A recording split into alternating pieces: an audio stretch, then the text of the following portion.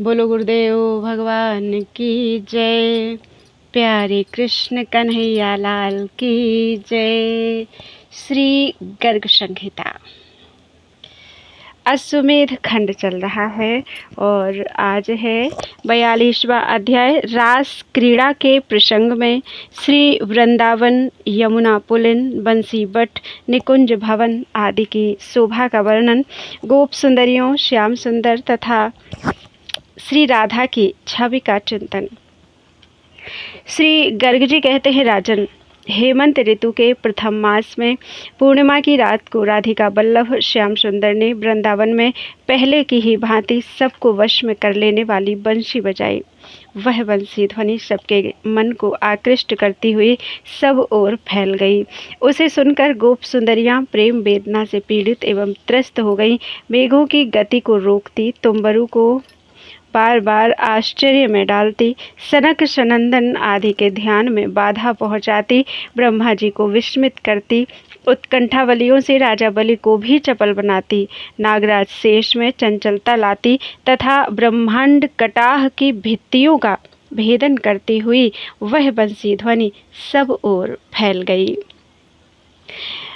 रुन्धनम्भुव्रतश्चमत्कृति परम कुर्वन्मुहुस्तुम्बरो ध्यानादन्तरयन् सनन्दन्मुखान् विस्मापयन् वेधसम्।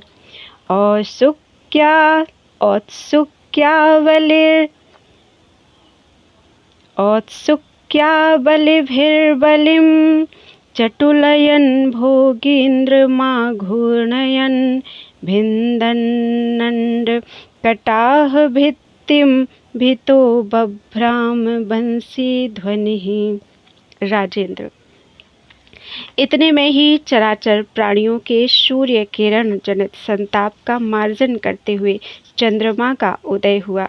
जैसे परदेश से आया हुआ प्रियतम अपनी प्रिया के विरह शोक को दूर कर देता है, दूसरों को मान देने वाले नरेश उसी समय यमुना ने दिव्य रूप धारण किया। वृंदावन, गिरिराज और ब्रजभूमि का स्वरूप भी दिव्य हो गया। श्यामवर्णा यमुना नदी का उत्कर्ष बहुत बढ़ गया।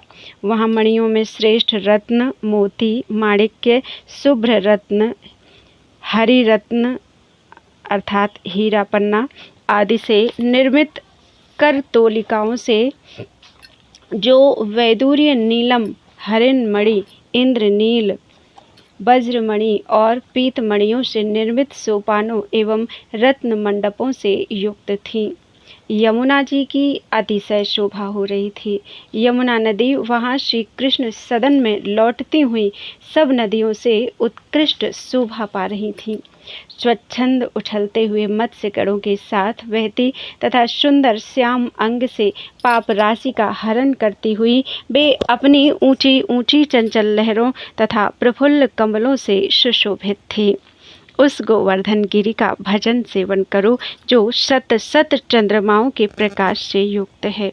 मंदार और चंदन लताओं से वेष्टित कल्पवृक्ष जहाँ अद्भुत शोभा पाते हैं, जहाँ रासमंडल तथा मणिमय मंडप विद्यमान है तथा जिसके शिखर पर करोड़ों मंजुल निकुंज कुटीर दीप्तिमान हैं।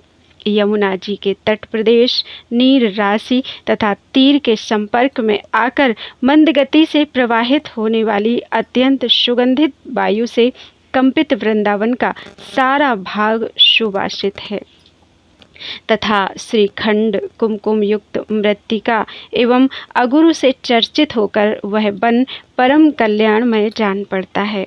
बसंत ऋतु में सुलभ नूतन पल्लवों और फूलों के रंगों से सेवित वृंदावन मंदार, चंदन, चंपा, कदम्ब, निरंब, अमड़ा, आम, कटहल, अगुरु, नारंगी, श्रीफल, ताड़, पीपल, बरगद और नवल नारियल से सुशोभित है। खजूर, श्रीफल अर्थात बेल और लवंग लताएं उस वन की शोभा बढ़ाती थीं। अंजीर, शाल, तमाल, कदम्ब, संतान अर्थात कल्पवृक्ष, कुंद, बेर, केला और मोतियों से वह संपन्न था। सेमल, मौलसिरी, केतकी और शिरीष आदि वृक्ष उसके वैभव थे। नृपेंद्र, सत्पुरुषों के मन को मोद प्रदान करने वाली लता बल्लरी और कमलों के समूह से जिसकी आभा मनोहारिणी प्रतीत होती थी, वह तुलसी लता से संपन्न श्रेष्ठ वृंदावन श्री मल्लिका, अमृत लता और मधुमयी माधवी लताओं से सुशोभित है। ब्रजमंडल के मध्य भाग में तुम ऐसे वृंदावन का चिंतन करो। यमुना के तट पर मधुर कंठ वाले विहंगमों से युक्त वंशी वट शोभा पाता है। उसका पुलिन बालुकाओं से संपन्न है। श्री पाटल, महुआ, पलाश, प्रियाल, गूलर, सुपारी, दाख और कपित्थ आदि वृक्ष यमुना तट की शोभा बढ़ाते हैं। कोविदार, पिचुमंद, लताजाल, अर्जुन, देवदारू, जामुन, सुंदर बेंत, नरकुल, कुब्जक, स्वर्णयूथी, पुन्नाग, नागकेशर, कुटज और कुर्बक से भी वह आवृत है। चक्रवाक, सारस, तोते, श्वेत राजहंस, कारंडव और जलकुक्कुट यमुना तट पर सदा कलकूजन किया करते हैं। दात्यूह, कोयल, कबूतर, नीलकंठ और नाचते हुए मोरों के कलरव से मुखरित यमुना पुलिन का तुम सदा स्मरण करो। श्यामा, चकोर, खंजरीट, सारिका, पारावत, भ्रमर, तीतर, तीतरी, कनकलता, मधुलता, मधुयुक्त जूही, इन सब से जो आवेष्टित है, हरिण, मरकट और मरकटियाँ जहाँ सदा विचरती रहती हैं और पद्म रागमणि के शिखर जिसकी शोभा बढ़ाते हैं, वह वृंदावन का निकुंज भवन श्री कौस्तुभमणि और इंद्रनील मणियों से अलंकृत है। वहाँ कोटि कोटि चंद्रमंडल की शोभा से युक्त सुनहरे चंदोबे लगे हैं जो रेशम के सूत से निर्मित हुए हैं। उस निकुंज भवन का द्वार मणिमय बंधनबारों से विलसित है। मोतियों की झालरों से युक्त सुवर्ण के समान पीली पताकाएं वहां फहराती रहती हैं। कबूतर और हंस आदि पक्षी उसे घेरे रहते हैं। मंदार, कुंद, कनेर, जूही और नूतन चंपा के फूलों की विचित्र मालाओं से उस निकुंज भवन की सुंदर सजावट की गई है। नागकेसर, कमल और हरिचंदन के पल्लवों की मालाओं से तथा श्री मालती, कुर्बक तथा कांचन यूथिका के फूलों के हारों से आवृत वह निकुंज भवन कामदेव के मन को भी मोह लेने वाला है। वहाँ दीवारों पर सुंदर रत्नमय दर्पण लगे हैं और श्वेत चामर उस भवन की शोभा बढ़ाते हैं। नूतन पल्लवों और पुष्पों से अलंकृत सिंहासनों, शय्यासनों में सुवर्ण और मूंगे के पाए लगे हैं जिनसे उस भवन की अनुपम शोभा होती है। श्री चंदन और अगुरु के जल, सुगंधित पुष्पों की मकरंद राशि तथा कस्तूरी के सौरभ से आमोदित केसर पंख से उस भवन में सब ओर छिड़काव किया गया है। हिलते हुए वसंत वृक्षों के पल्लवों से जिनका अनुमान होता है, ऐसे शीतल तथा गजराज की सी गति वाले मंद मंद समीरण से उस भवन का सर्वांग सुगंध से भीना हुआ था। वहाँ के वृक्षों की शाखाएं अत्यंत नम्र झुकी हुई थीं तथा अधिकाधिक पुष्प समूहों से वह अलंकृत था। श्रीहरि के ऐसे निकुंज भवन का तुम चिंतन करो। नरेश्वर, श्रीहरि के वेणुवादन से निकला हुआ गीत अत्यंत प्रेमोन्माद की वृद्धि करने वाला था। उसे सुनकर समस्त ब्रज सुंदरियों का मन प्रियतम श्री कृष्ण के वश में हो गया। वे घर का सारा काम काज छोड़कर ब्रज में चली आईं। राजन, जिन्हें पतियों ने रोक लिया, वे भी प्रियतम श्री कृष्ण के द्वारा हृदय हर लिए जाने के कारण स्थूल शरीर छोड़कर तत्काल श्री कृष्ण के पास चली गई। जिस पर सुनहरा दुकूल बिछा हुआ था, उस सिंहासन पर उसके मध्य भाग में श्याम सुंदर श्री नंदन श्री सुंदरी राधिका के साथ बैठे थे। श्री नंदनंदन श्री सुंदरी राधिका के साथ बैठे थे। उनके गले में मकरंद पूरित मालती की माला शोभा पा रही थी। उनकी अंग कांति श्याम थी। वे प्रातः काल के सूर्य के समान दीप्तिमान किरीट से सुशोभित थे। उनकी प्रभा चारों ओर फैल रही थी। अधर से लगी हुई श्री मुरली के कारण उन श्रीहरि की मनोहरता और भी बढ़ गई थी। वहां आई हुई ब्रज सुंदरियों ने कोटि कोटि कामदेव के समूहों को मोहित करने वाले पीतांबरधारी श्याम सुंदर को देखा। राजन, मीनाकार कुंडलधारी प्रिया प्रियतम श्रीहरि को देखकर गोपियां तत्काल मूर्छित हो गईं। उनके अंगों में किसी प्रकार की चेष्टा नहीं दिखाई देती थी। तब श्री कृष्ण ने अमृत के समान मधुर वचनों द्वारा उन सब को सांत्वना दी, धीरज बंधाया। तब समस्त गोप सुंदरियां उस वन प्रांत में चेतना को प्राप्त हुईं। गदगद वाणी से श्री कृष्ण की स्तुति करके डरी हुई सी उन गोप सुंदरियों ने विरह जनित दुख का परित्याग कर दिया। प्राण वल्लभ गोविंद की ओर बड़े प्यार से देखा। मालती वन से व्याप्त दिव्य वृक्षों एवं दिव्य लताओं के जाल से मंडित तथा भ्रमरों की गुंजारों से मुखरित शोभाशाली वृंदावन में साक्षात मदन मोहन देव श्रीहरि गोपांगनाओं के साथ विचरने लगे। अपने हस्त कमल से श्री राधिका के कर कमल को पकड़कर हंसते हुए साक्षात भगवान नंद नंदन यमुना जी के तट पर आए। यमुना जी के किनारे शोभायमान निकुंज भवन में श्री कृष्ण विराजमान हुए। राजन, मधुपति के उस भवन में श्री कृष्ण चंद्र के चरणारविंदों के चिंतन में संलग्न हुई गोपांगनाओं के पैरों में झंकारते हुए नूपुरों की ध्वनि के साथ खनखनाते हुए हाथ के कंगनों, पांव के मंजीरों और कटि प्रदेश की रत्न निर्मित चंचल किंकिणियों के मधुर रव को तुम मन के कानों से सुनो। मंद मंद मुस्कान की कांति से उन गोप सुंदरियों के कोमल कपोल प्रांत सुस्पष्ट चमकते या चमत्कारपूर्ण शोभा धारण करते थे। शोभामयी दंत पंक्ति से विद्युत विलास सा प्रकट करने वाली उन सखियों के वेश बड़े मनोहर थे। कोटीर रत्न के हार और हरित मणि के बाजूबंद से विभूषित तथा सूर्यमंडल के समान दीप्तिमान कुंडलों से मंडित हुई उन गोप सुंदरियों में कोई कोई युवती मुग्धा बताई गई है, कोई तरुणी मध्या और कोई सुंदरी प्रगल्भा नायिका थी। कोई तरुणी तरुम नयति इति तरुणी इस व्युत्पत्ति के अनुसार तरु को भी विनय की शिक्षा देती थी। कोई सखी उस सुंदर वन में अपने मधुर हास की छटा बिखेरती थी और कोई मदमत्त होकर चलती थी। कोई उसे भी हाथ से ठोंक कर आगे दौड़ जाती थी और कोई उसको भी पकड़कर उस निकुंज भवन में कमल के फूलों से पीटती थी।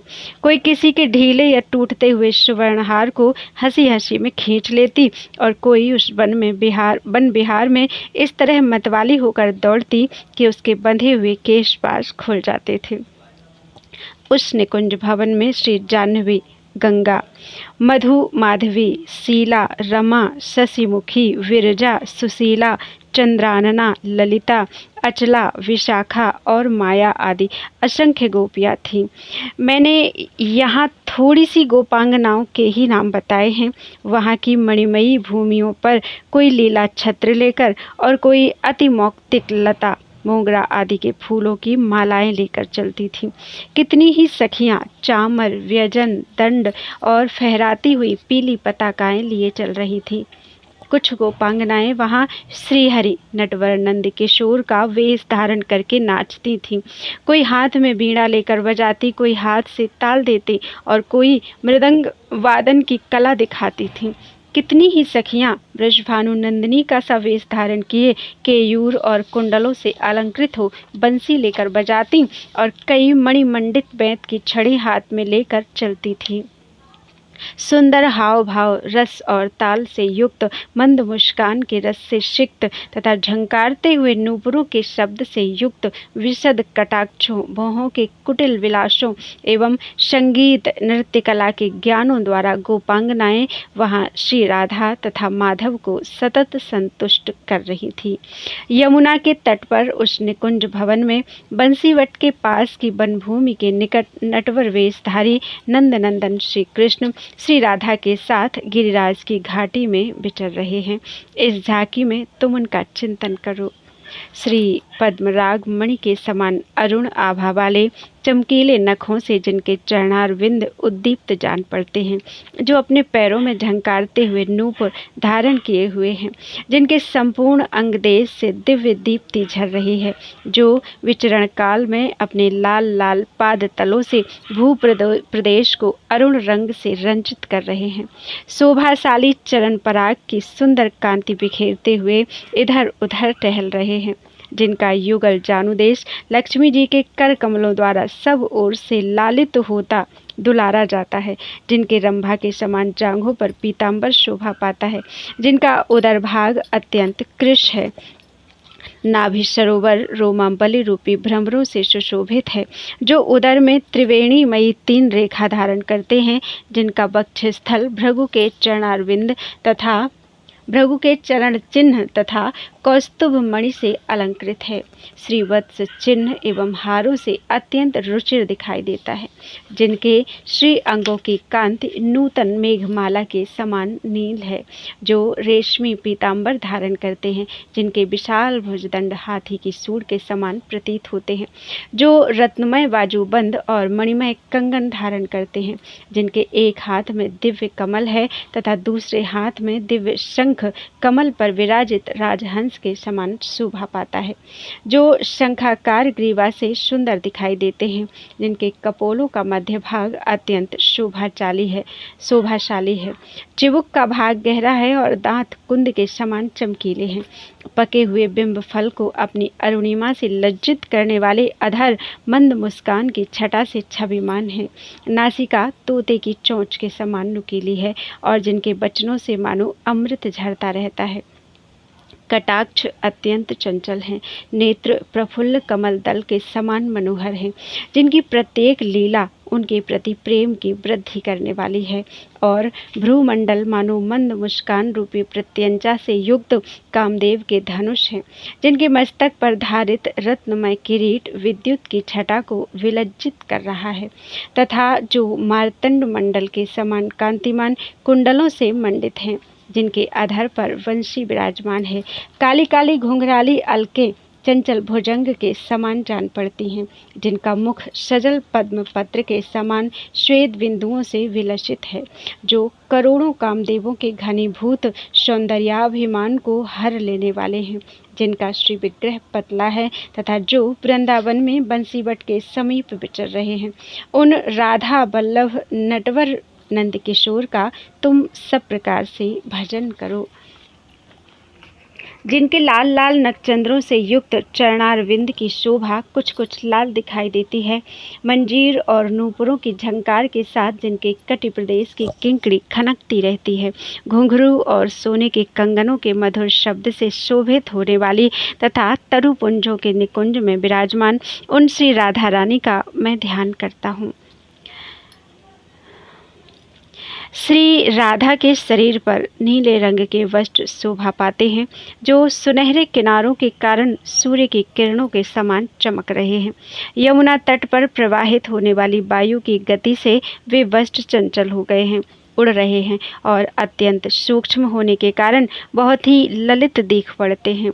ऐसे वस्त्रों से सुशोभित अतिशय गौरवर्णा एवं मनोहर मंदहास वाली रासेश्वरी श्री राधा का भजन करो, जिनके बहुमूल्य मणिमय अंगद तथा रत्नमय हार प्रातः काल के सूर्यमंडल की भांति दीप्तिमान है, जो कानों के ताटंक और कंठ में सुशोभित मणिराज कौस्तुभ के कारण अत्यंत मनोहर छवि धारण करती हैं, जिनके गले में रत्नमयी कंठमाला तथा फूलों के 14 लड़ों के हार शोभा पाते हैं, तथा जो रत्न निर्मित मुद्रिका से ललित प्रतीत होती हैं, उन ब्रजराज नंदनंदन की पत्नी श्री राधा का स्मरण करो, जिनके मस्तक पर चूड़ामणि की कांति से लसित अर्धचंद्राकार भूषण जगमगा रहा है, कंठगत आभूषणों और मुखमंडल में की गई पत्र रचना से जिनका रूप सौंदर्य विचित्र अद्भुत जान पड़ता है, जो श्री पट्ट सूत्र और मणिमय पट्ट सूत्रों द्वारा निर्मित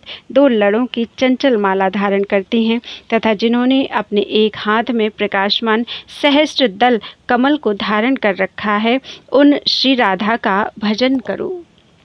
श्री युक्त भुजाओं के मणिमय कंगनों से कुछ मंडल में विलसित रत्नमय हार की दीप्ति द्विगुणित होती है। सुंदर नासिका के नक वेसर आदि आभूषण समूचे कपोल मंडल को उद्भाषित करते हैं। उत्तम यौवनावस्था के अनुरूप उनकी मंद मंद गति है। सिर पर बंधी हुई सुंदर वेणी नागिन के समान शोभा पाती है। खिली हुई चंपा के फूलों की सी अंगों की पीत गौर आभा है तथा मुख की शोभा संध्या काल में उदित करोड़ों चंद्रमाओं की कांति को तिरस्कृत करती है। ऐसी श्री राधा का भजन करो जो सुंदर हाव भाव से सुशोभित नव विकसित नीलकमल के समान नेत्र वाली मंद मुस्कान की कांतिमती कला को प्रकाशित करने वाली तथा चंचल कटाक्षों के कारण कमनीय है, जिनकी कुंतल राशि की श्याम आभा बड़ी मनोहर है तथा जो पारिजात के हारों के मधुर मकरंद पर लुभाई हुई भ्रमरी के गुंजारव से सुशोभित है। उन श्री कृष्ण वल्लभा श्री राधा का चिंतन करो।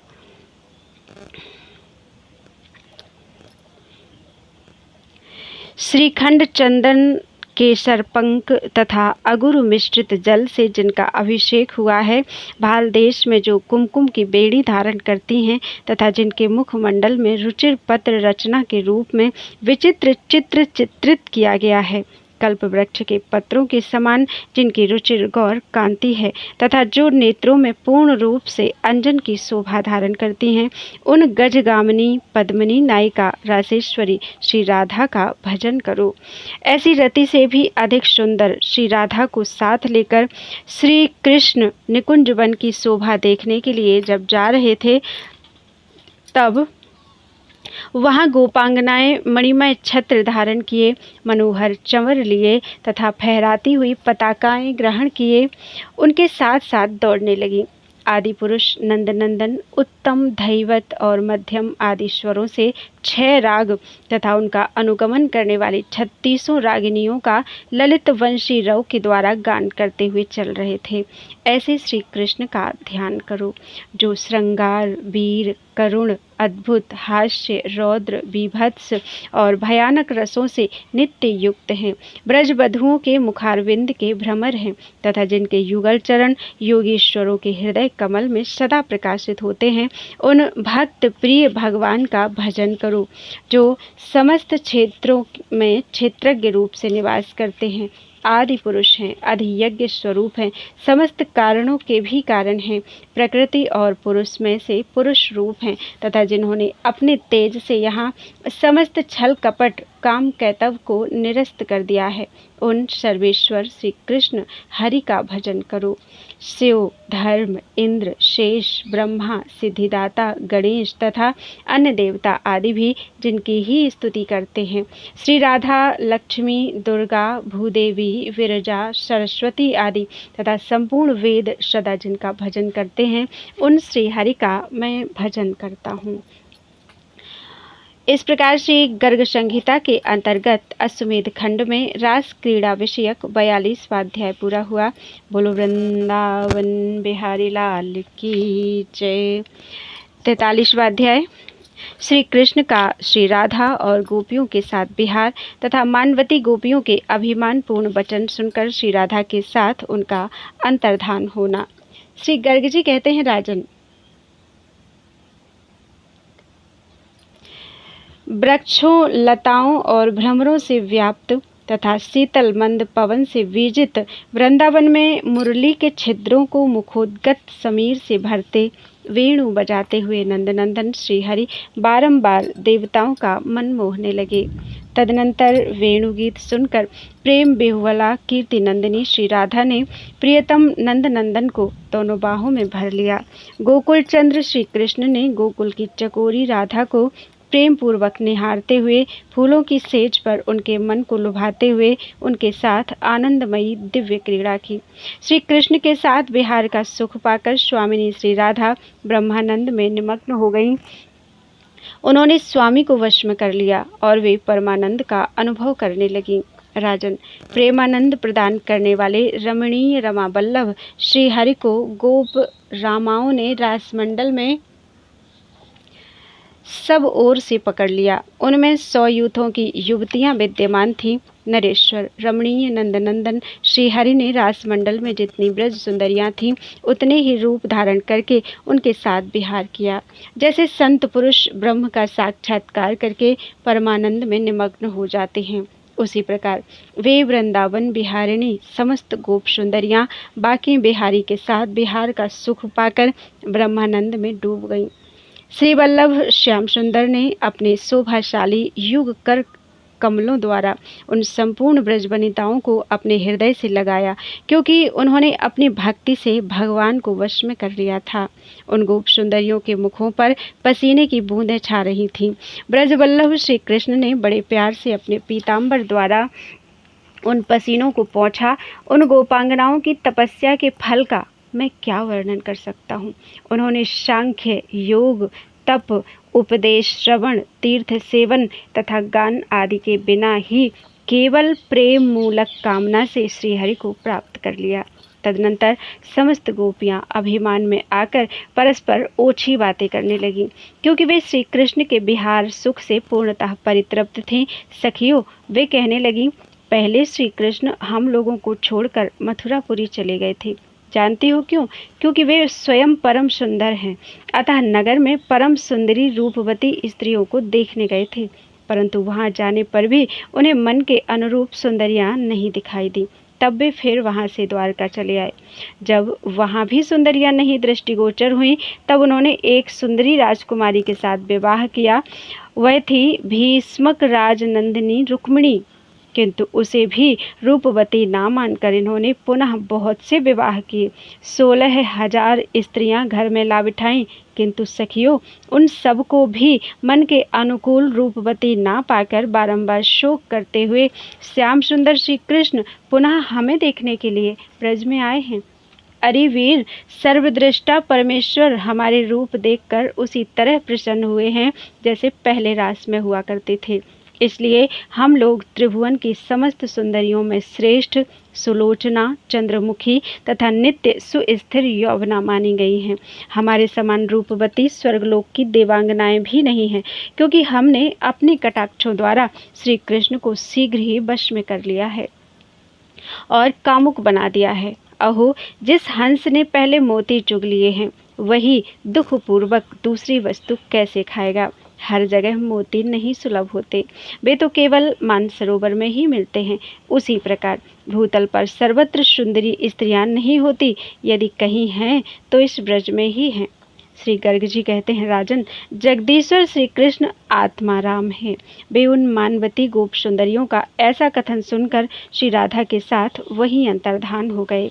नरेश्वर, निर्धन मनुष्य भी धन पाकर अभिमान से फूल उठता है, फिर जिसको साक्षात नारायण प्राप्त हो गए उसके लिए क्या कहना।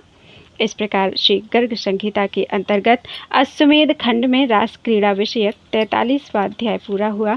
बोलो वृंदावन बिहारी लाल की जय। 44वां अध्याय गोपियों का श्री कृष्ण को खोजते हुए बंसीवट के निकट आना और श्री कृष्ण का मानवती राधा को त्याग कर अंतर्धान होना। वज्रनाभ बोले, ब्रह्मन, मैंने आपके मुख से श्री कृष्ण का अद्भुत चरित्र सुना।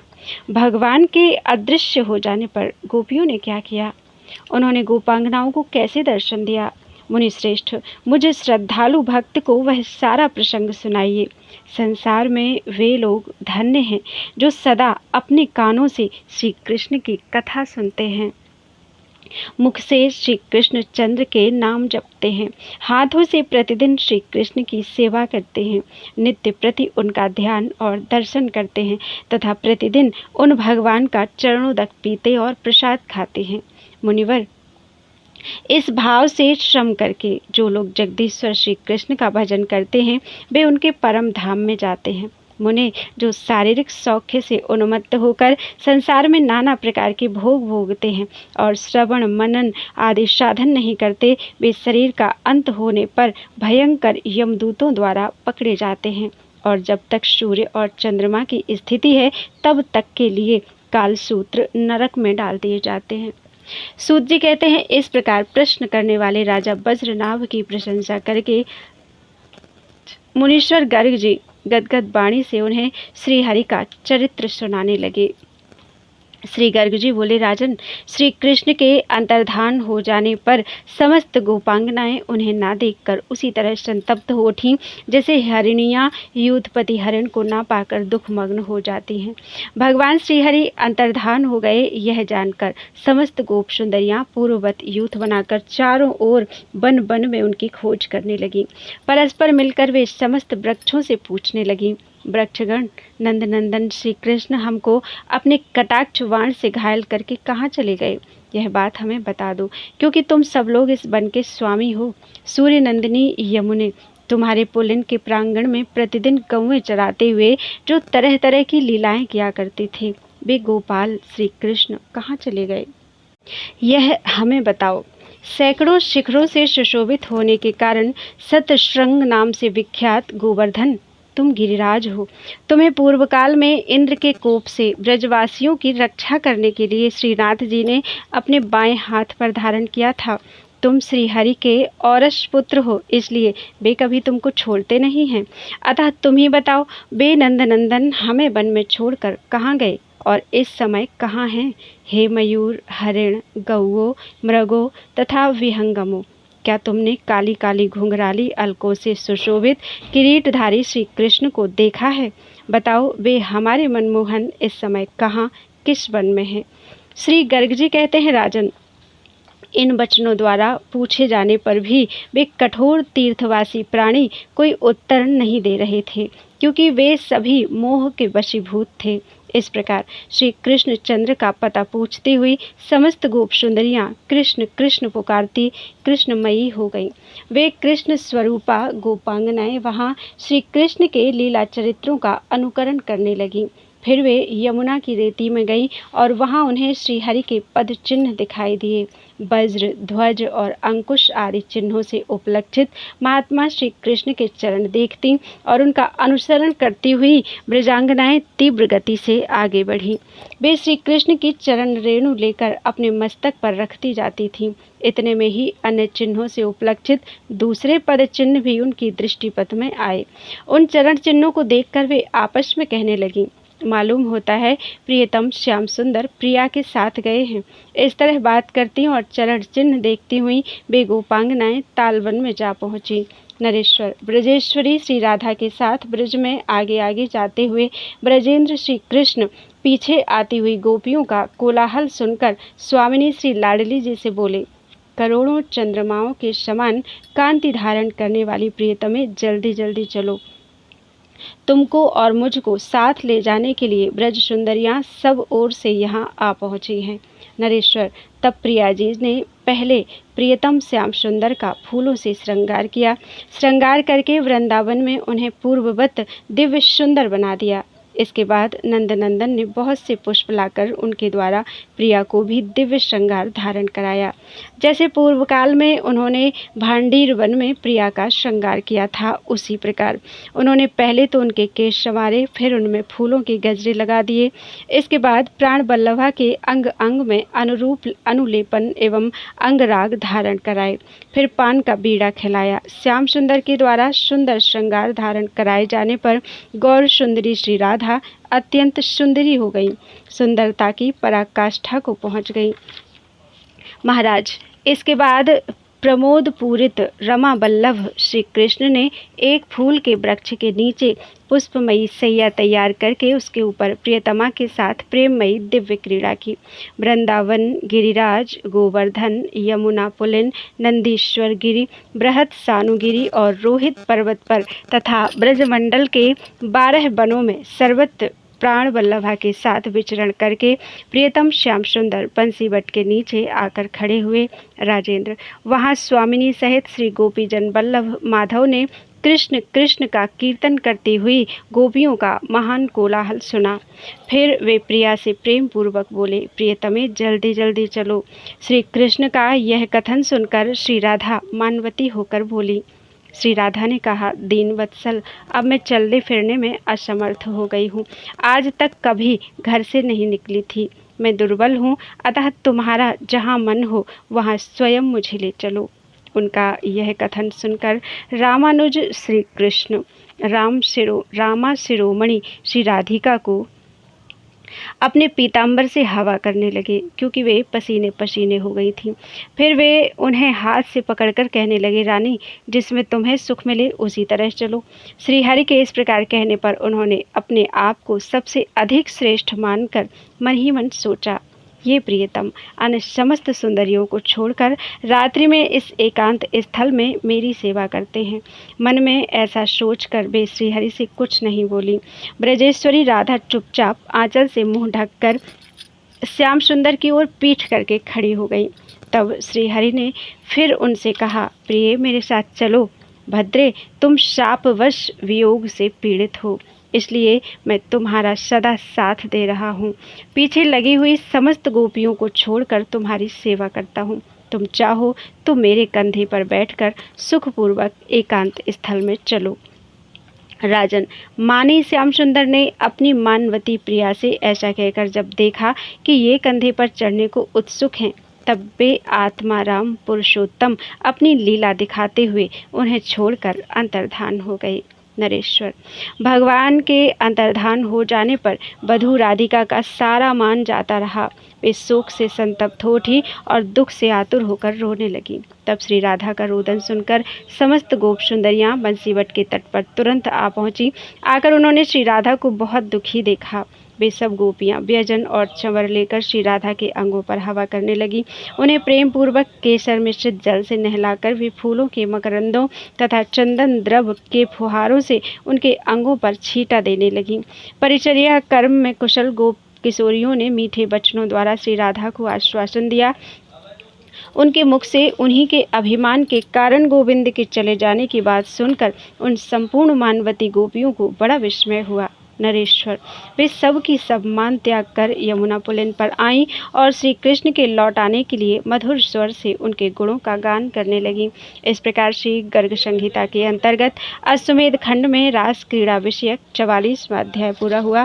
बोलो वृंदावन बिहारी लाल की जय। त्वदीयं वस्तु गोविंदं तुभ्यमेव समर्पयेत्।